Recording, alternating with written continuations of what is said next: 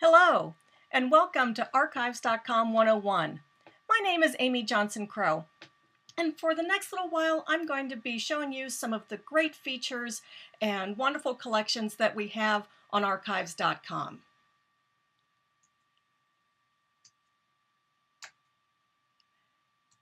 So what is Archives.com all about? Well, our motto is family history made simple and affordable. Everybody has a family history, and we want to make it as easy as possible for people to find their family history, to climb their family tree, and make some great discoveries about them and about their ancestors and about themselves. Archives.com has over 2.4 billion records. That is billion with a B. So there are a lot of records to help you find your ancestors and make those great discoveries as you're finding them.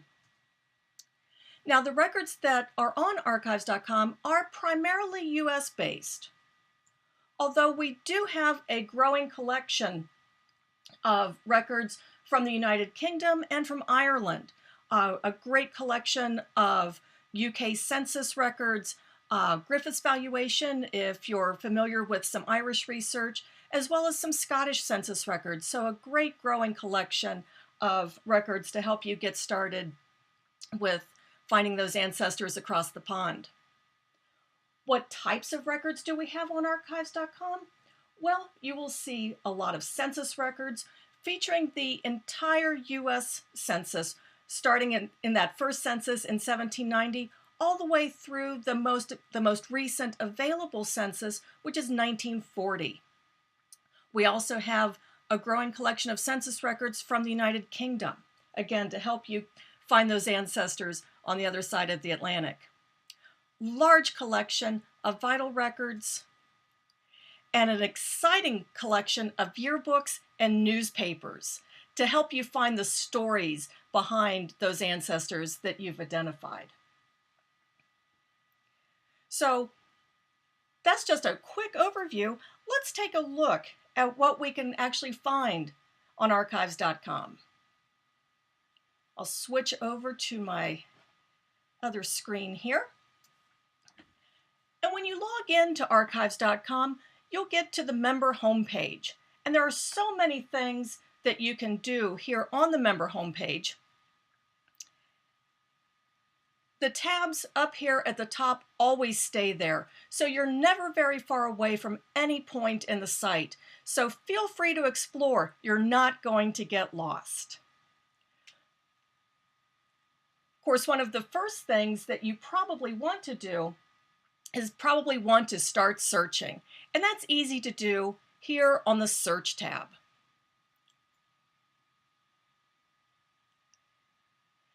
Now, Archives.com makes it as flexible as possible to do your search however you want to do it.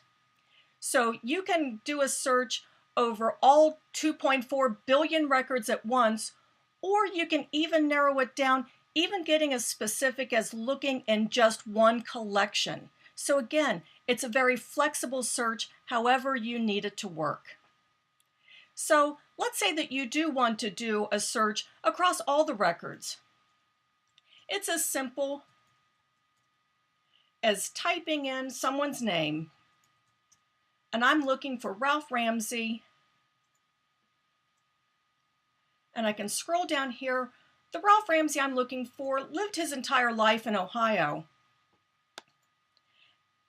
And I can narrow down the Ralph Ramseys. I'm most interested in the ones who were born around 1904, but I want to give myself a little bit of wiggle room because sometimes records are a little bit different. The birth date might vary from census to census or just from record to record. So I could say born in 1904 plus or minus 2 years. So again, that gives me a little bit of wiggle room so I can have a search that's narrow enough to give me the man that I'm looking for, but yet gives just that little bit of extra so that if records are different than what I might expect. I can click on search, and it's going across over 2.4 billion records on Archives.com. And it comes back and it tells me here at the top that it found 657 records for Ralph Ramsey in Ohio, born between 1902 and 1906. So that's still quite a few records that I would need to go to. Over here on the left, it shows me the various types of records that were found, so I could go specifically into birth records or death records. If I click on the death records, for example, and it shows me the 5 that it found. Again, with those birth dates. And I can scroll down and see all of those. But what happens when you want to have a little bit more control over what you're searching for? Let's say that you really know that you want to find a marriage record. We make that simple here in this top box. I can select marriage records. And let's say that the person I'm looking for, Louisa Miller, I'm pretty sure that she was married in Texas.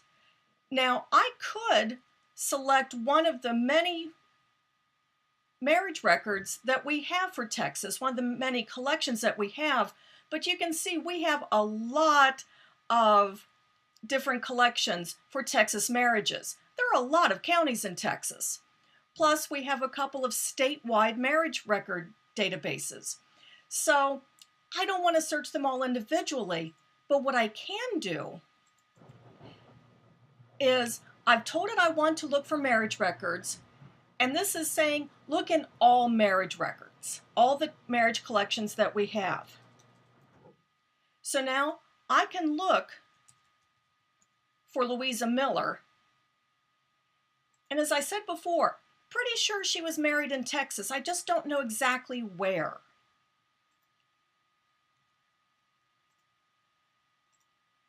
And I don't know exactly when, so I'm going to clear out that year. I can do my search, and I can see that I've found 23 marriage records for Louisa Miller's being married in Texas. Now here on the results screen, what I have is just a synopsis, just a little snippet of the record. And then if the collection happens to have images with it, there's a thumbnail of the image here next to it. So let's say that we're interested in this first Louisa Miller.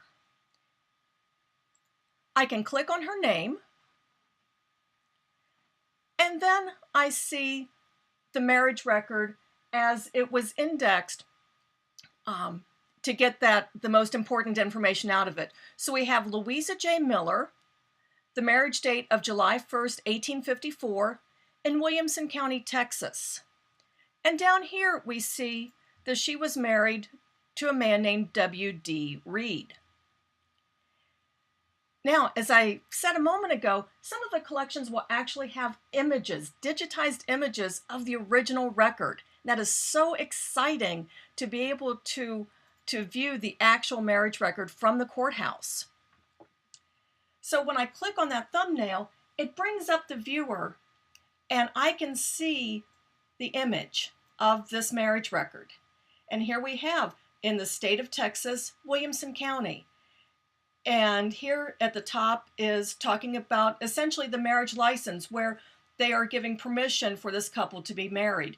You are hereby authorized to solemnize the rites of matrimony between Mr. W.D. Reed and Miss Louisa J. Miller, both of said county and state. So both of them were from Williamson County, Texas. So that's why not only is it really cool to be able to go in and see the image, but we can see that there's sometimes even more information than what that little snippet from the record will give us. So we have their marriage record, and I can keep scrolling down. I can move the image either on the image itself, or I can use this little nav bar over here, and I scroll down and see that they were actually married by David K. Stewart, a minister of the gospel. So they were married in a church somewhere in Williamson County, Texas. So maybe that gives us some ideas for some other records we can look for. So once we're done with this, and of course, if you need to zoom in, you can adjust the brightness, adjust the contrast. If you want, you can even download this image right to your computer so you can have it maybe share with others. Or if you're building a tree on archives.com, you can actually save this record to someone in your family tree and attach it right there to their record. That's a really fun thing to do. So we can go back to the record and we can continue searching for other people. We can, let's say that this wasn't exactly the person that we were looking for. We could go back, run that search again, and see the other Louisa J Millers. What I really like, and what a lot of people find really useful, is the fact that this area over here on the left always stays here. So let's say that I really wasn't looking for Louisa Miller. I meant to look for Louis Miller. It's easy enough to change. I can just correct my little typo and boom, I've changed my search. I don't have to keep going back and back and back. I can change the search right there. If I have too many hits, here I have 214. Right from here, I can add a year, I can add a year range, I can add a middle name. I can change the search however I wanted to right here from this screen. I don't have to go back to where I started from. Okay, so let's take a look at a few other types of records. As I mentioned a moment ago, two really fun collections that we have on archives.com are yearbooks and newspapers. I really love the yearbooks. They are so much fun. Now, we have two different types of yearbook collections. We have high school yearbooks and college and university yearbooks. I think most people start with the high school yearbooks. That's sort of the traditional yearbook, and it's where you're going to have most of the school included in a high school yearbook as opposed to a college yearbook, especially if your ancestor went to a large college or university like Ohio State University or Harvard. Not everyone makes it into the yearbook in the large colleges and universities. But one thing that we do need to keep in mind with the yearbooks is that they are digitized and they are full text searchable, which means you can search for any word that's in the yearbook. The drawback to that is you can't tell the difference between a word and a name. So if you're researching someone with the last name of Young, you might end up with a few hits for something like the Young Farmers Club or the Young Homemakers Club, something like that, because it can't tell the difference between the last name of Young and Young as just a word. So keep that in mind, but it does give you the ability to look for things like marching band or homecoming, things like that. So you can look for things besides names. Let's say that you're interested in the Miller family, and they went to Rock Island High School in Rock Island, Illinois. I can change my search again, since everything always stays right here. So I've selected Illinois. I can scroll down all these cities that are available where we have yearbooks. Chose the city of Rock Island High School. And if I wanted to, sometimes a school will have multiple titles for their yearbook. So you can either leave it at all, or if you want to select a specific one, that's fine. However you want to search, again, making it very flexible. Playing with the years is also a good thing to do. Now, if you have someone who you're only looking for their senior picture and you know they graduated in 1945, maybe you want to go ahead and narrow it to just that 1 year. But if you're thinking about somebody over their entire high school career, someone who graduated in 1945, they might actually be in a 1941 yearbook as a freshman. So I like to start and leave that at all, and it can really pop up some interesting finds that you may not have otherwise found. So click here again on search. And here it's finding all of the Millers in the Rock Island High School yearbook. All of those years we searched, 1940, 1941, and 1945. I can click to see more information, but the fun thing with yearbooks, of course, is going in and actually looking at it. So we want to make sure that we go over here and look at that original image. What's really fun about the yearbook collection on archives.com is sometimes you will find where they have been autographed either by teachers, here in this case, or by other students. You just never know what you're going to find. So we can scroll down the bottom of the image here, and again, we can zoom in so we can see the history faculty here. They're being very studious, showing these students the map of Europe. And we can go through and read all about this. And again, you never know when you're going to find those autographs, which that's always neat to find. Okay. Another collection that is really fun, similar to yearbooks, are the newspapers. And again, they are full text searchable, which makes it very flexible to find a lot of things. You're going to be able to search by subject. You can search, let's say you have someone who served in World War I. Maybe you look up the name of his regiment. So you can look for topics as well as people. But let's say that you're looking for an obituary, and you're looking for the obituary of George Piper. You can simply enter his name, George Piper. Now, he died in late August of 1928. But something to remember about newspapers, especially small town newspapers, is that a person could have an obituary appearing on more than one day. Or sometimes you'll even find a little article before they die. You might find a little article about they've been admitted to the hospital, or family has been called in because the person is very ill. So rather than just looking on the day they died or the day after they died looking for an obituary, think about looking here at a range of dates. And I could, as I said, he died in late August of 1928, but I can do a search here of the entire month of August. Again, if trying to pick up those articles that might show up earlier, maybe talking about an illness. Now, George Piper died in Newark, Ohio. So I can go down and select Ohio. I can select the city, and we see we have a lot of Ohio newspapers. I can select Newark.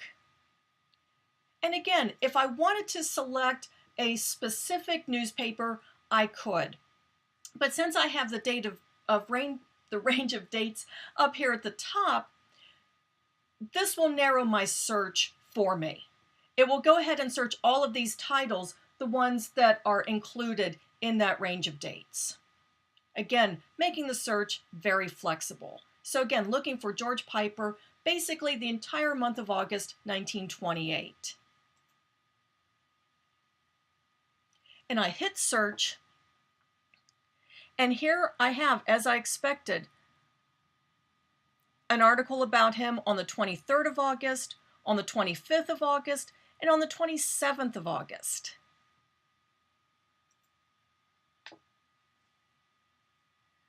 So I can click here Again, we see that this is from the Newark Advocate. It's the name of the newspaper, it's the Newark Advocate.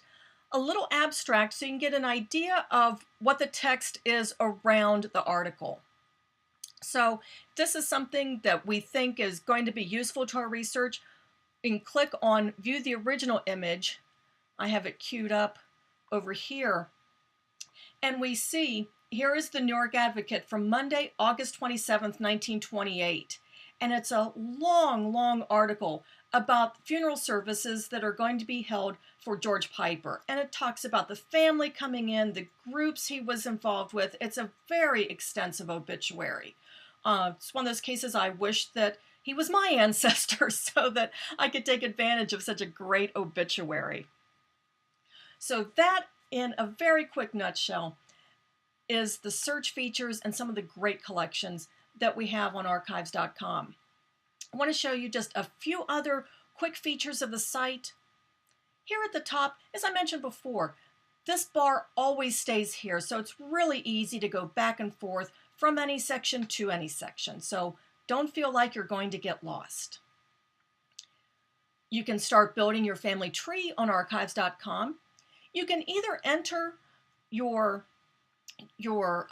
tree manually, one person at a time, or if you have a genealogy software program, you can export what's called a GEDCOM file from that genealogy software and import it here so that it's always online and you don't have to re-enter everything. That GEDCOM file will take care of it for you.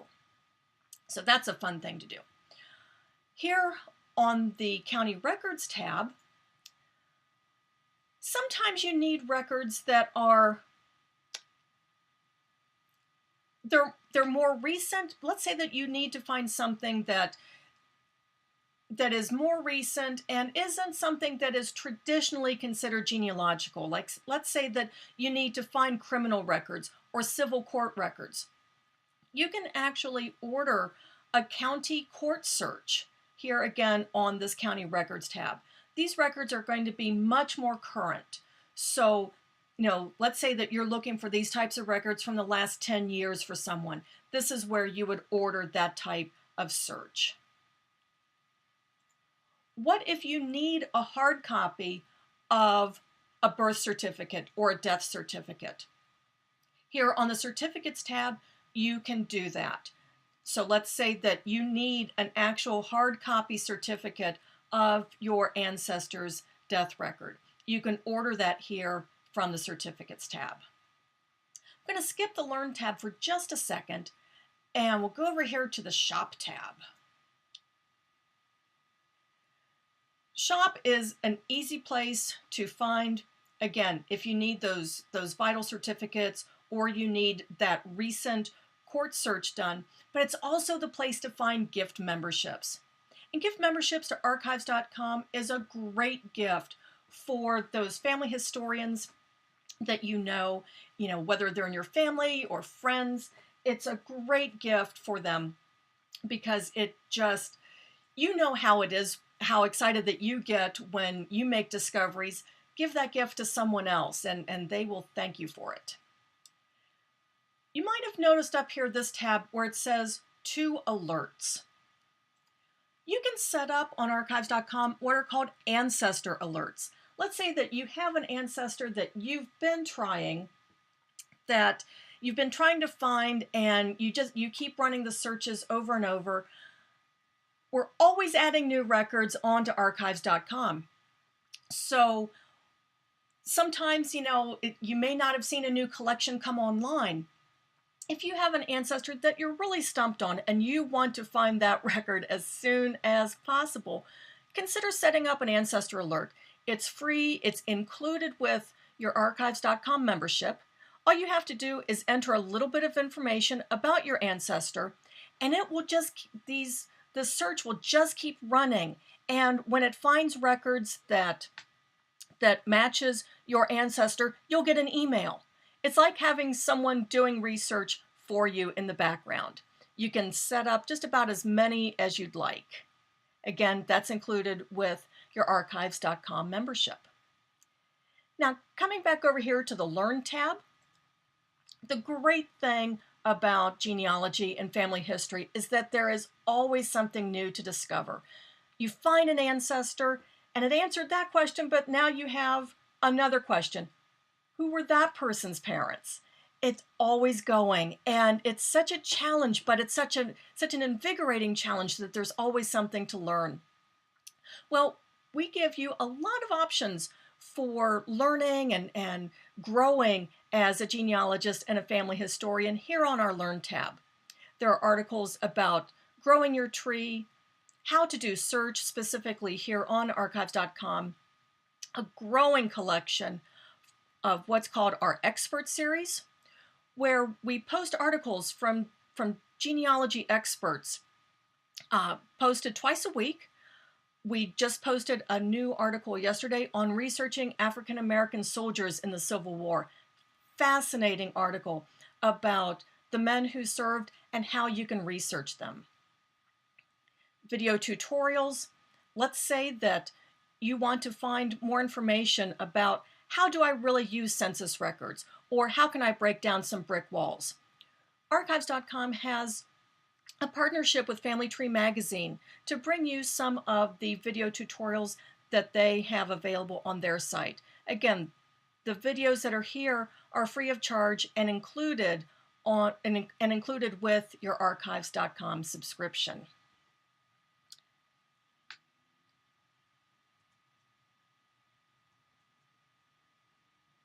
So I can get back to my PowerPoint. There we go. So, as I mentioned a moment ago, we are always adding new records to archives.com and always adding new features. So how can you keep up with all the great things going on? Well, you can follow us on the blog, which is very simple. Many links to it off of the site. If you want to go to it directly, it's at archives.com/blog. You can find us on Facebook, and we hope that you do. Come on over to Facebook and be sure to like us. Find a lot of updates there on our Facebook page. And for those of you who like to live in the Twitter sphere, follow us on Twitter. We are at archives.com. Archives.com, family history made simple and affordable. I hope that you've enjoyed this whirlwind tour of archives.com and look forward to seeing you next time. Have a good day.